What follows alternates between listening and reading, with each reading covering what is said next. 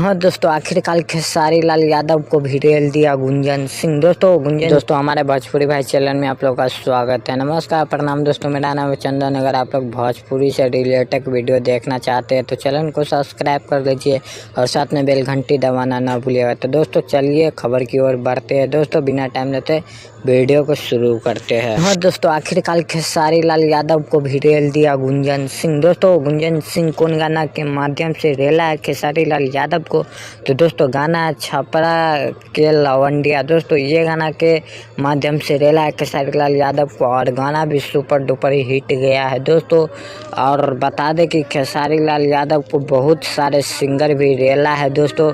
बता दें कि हम लाल भी रेल दिया है दोस्तों खेसारी लाल यादव को, और धनवीर सिंह भी रेल दिया है दोस्तों। बुलेट राजा तक भी रेल दिया है दोस्तों खेसारी लाल यादव को।